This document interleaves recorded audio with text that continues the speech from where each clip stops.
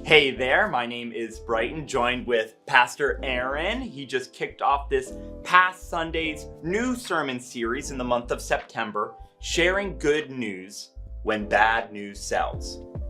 What a title. It really it's like, okay, I'm leaned in a little bit, but before we talk about the good news, maybe talk a little bit on bad news. Like why does that captivate us?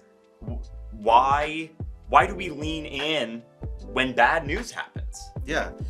There's a phrase in the journalism industry that says, if it bleeds, it leads. Yeah. Right? Because it captures our attention. Mm-hmm. Things that are like shocking like that, they just grab our attention. The question of why was one that some researchers were also asking, like, why is that the case? Well, first they started to ask, how do we know this is the case? And so I referenced a study where they had put sensors on people's fingers, subjected them to some different kinds of news stories, and when there's bad news, their skin conductance goes up, higher blood volume, and they hypothesized that the reason why that's the case is that attending to bad news is an effective survival strategy. In other words, we are quick to pay attention to the bad news because it helps keep us safe. Yeah. Right? I can divert my attention, or I can divert my path, I can go a different way, I can see how that bad news may come to impact me. Yeah. Right? It's an effective strategy. So if it bleeds, it leads. Well, people are always attending to bad news, so let's just give them what they want.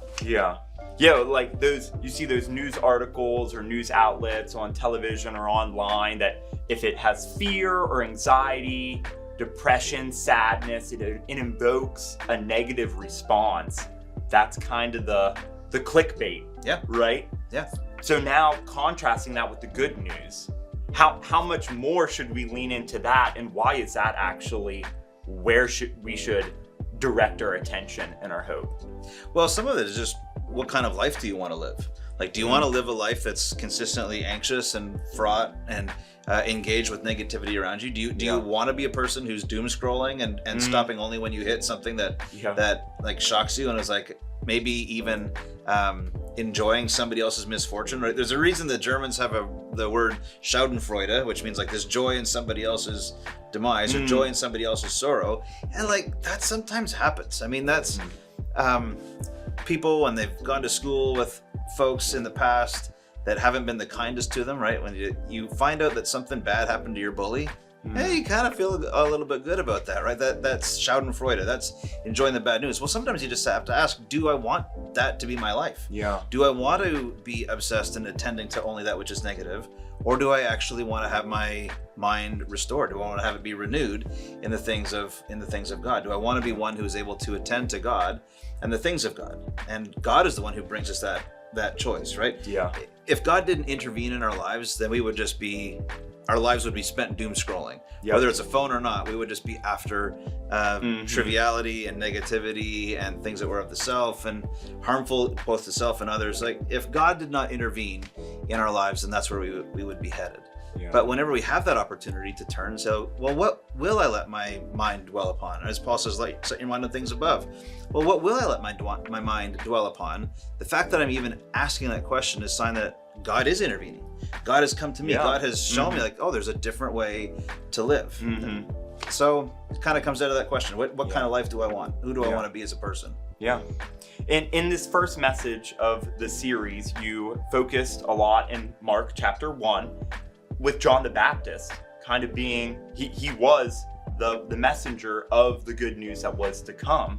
And you said that John the Baptist is like other prophets. They could deliver bad news without being overcome with that bad news. Yeah. Probably the prophet Jeremiah stands out as one who is just, if God did not preserve him, his life would have been crushed by the weight of the nation that he was sent to. Yeah. Right?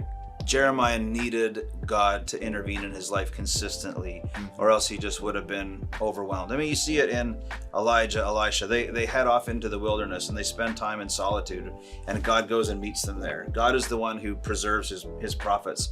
Otherwise, the weight that they had to deliver the messages would have overwhelmed them. And yet consistently we see God's grace, God's favor, bearing them up and strengthening them so that they can do the work that they have been called to do. Yeah. And then John the Baptist the same. I mean, we didn't get into it on Sunday, but from his birth, John the Baptist is set aside and he's going to have a difficult Yes. life, right? He's not going to be involved in weddings because he's not supposed to drink. So a place where there might be like camaraderie, he's not going to be there. He is going to have a life that's set aside. So his life is spent in the wilderness. He has simple diet. He's got simple clothing. He's consistently at odds. He's different enough from everybody else that he gets attention, but no one else is like him, right? Yeah. So Jesus says, in our generation, there's no one like John the Baptist, right? Yeah. He's just so different. Well, he wouldn't have been able to live that life except that God had called him, and God had called him from within the womb. Right. This is the life he was going to have whenever he was given to Zechariah and Elizabeth. And then his life is spent pointing to the good news that's to come. Yep. You know, God gives him grace to bear up that mission and points to Jesus. Yeah, so we Yes. turn that back to ourselves. Okay, well, is my life one that reflects the mission of Christ? Is my life one that reflects a pursuit of what God is going to do and what our longing is for God? Or is my life bound up with all kinds of distractions and orientations that kind of blow me this way and that? Or am I going to be focused on what God is about? Yeah. In the middle of your message, you said, I wrote this down, Jesus is not the messenger of good news. Jesus is the message of good news. And I think that really struck me, because maybe sometimes we do think that Jesus is simply the messenger of God the Father, and he's the messenger coming to tell us how to live and the example. But in reality, Jesus Christ is the message of good news. There is no good news without Jesus and what he did for us on the cross in defeating death. Yeah, and who he is, right? Right, As absolutely. God incarnate, God come to us. The fact that God has come to us is already a signal of good news. That Yeah. God has come to us. And Jesus has difficult things to say. He's got challenges to the people of his day. But the fact that God has come means there's forgiveness, there's reconciliation, there's empowerment, there's opportunity to be in faithful covenant with God. Jesus standing before you is already the message. Before he says a word, Jesus already is good news. And so that's why he's appropriately named, right? God saves. He's appropriately named before he does anything. He already is love's pure light, as the Christmas carol goes. Yeah. So what would be the danger? Because there could be other faiths that see Jesus as a good teacher, a good prophet, but not the Son of God, Son of Man. So what could be that danger of slipping into that mindset of, oh, Jesus is the messenger rather than the message? Yeah, a couple things to say on it. One is, because Jesus is God incarnate, he lives at a certain time and certain place. And so there are some things about Jesus's life that maybe don't translate to our own. Jesus probably didn't need to wear a winter coat the same way that you and I need to wear a winter coat. There are other food customs that Jesus would have followed. Jesus is a full-fledged Jew, and so he follows certain religious laws that he says that the church is now freed up from. The church does not need to abide by those. So there are some things in just his pattern of everyday life and some of his religious life that does not apply to us. But being God incarnate, there are some things that he teaches that are true for all time and binding for all time. And we have to go into that, right? We have to ask, well, what is Jesus expecting us to do? One of the great examples of this is Jesus is consistently challenging even the people of his own day. So in terms of Sabbath, and their religious leaders are like, hey man, you're breaking the Sabbath. Like, you are not living according to the custom that we know we are supposed to live by. So Jesus is consistently in tension. And that tension still exists for us today. We have to say, like, okay, what is yet binding on us? But the temptation is to take what he has taught in his moral codes, the Sermon on the Mount, and to say, well, we know better, right? We know differently what Jesus would have expected in terms of marriage, in terms of childbearing, in terms of how you treat one's neighbor. Well, we know it better. We can kind of pick and choose what we want. Yeah. If Jesus is just a good teacher, then we can adjudicate. We can judge and say, like, I want that, I want that, I want that. I don't need to do that. You know, like, love my neighbor good, pray for my enemies. I don't think so, Jesus. I don't need to do that one. I can love my neighbor. I can love those that I want to love, but I'm not going to pray for those who persecute me. Well, no, I can't pick and choose, right? Jesus, as God incarnate, is teaching me a way of the world that he's designed it to be. And so I submit to him. I submit to his teaching in everything as best I can. Yeah. Oh, that's so good. And one of the things, kind of towards the end of your message, you really focused on God's grace. and that God's grace is not permissive, it's not permission, does not excuse or wrong behavior, but it's transformative. And you said we endure God's grace.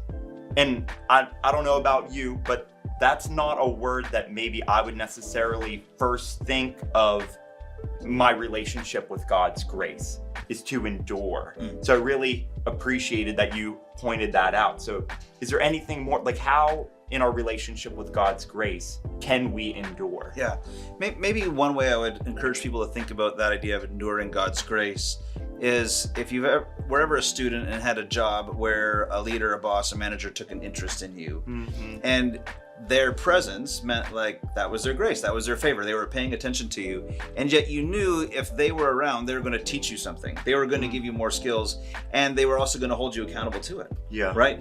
The fact that the boss was present meant like, oh, I need to be on my game. I need to be doing the best that I can. I need to, there's an expectation here. Well, similarly to God's grace is not something that just leaves us untransformed. God's grace transforms us. Yeah. And it is difficult. It can be a painful process to learn on the job. It can be a painful process to learn and grow in our spiritual life. But we don't do that to earn God's grace, and we don't do that apart from God's grace. It's precisely because God does convict us, and conviction is painful. It's because God does sanctify us. Being set aside is painful. Being transformed is painful. We endure that, but we could not do that on our own. The fact that Christ is with us, dwelling inside us, empowering us by his Holy Spirit, that God's grace is transforming, making us to be like Christ, and it is not undoing. It does not overwhelm us. Yeah. It does not. It is not something that we run away from. Maybe you think about it back in the garden. It was grace that God showed up to look for the man and the woman, and yet what did they do? They hid. They couldn't endure it. Yeah. They could not endure God's presence. Christ with us allows us to endure God's transforming presence, to endure God's transforming grace. Okay, so good. And with that, Christ being in us, he calls us to be missionaries, to share the good news, which then brings us back to the series of sharing good news, even when bad news sells. And I think that that's the encouragement for this whole series, is that we are to go out and be a testimony with Christ's power within us. Absolutely. And this is one of those spots where it takes the wisdom and guidance of the Holy Spirit. Your life transformed, Brighton, is going to look different from many of your peers.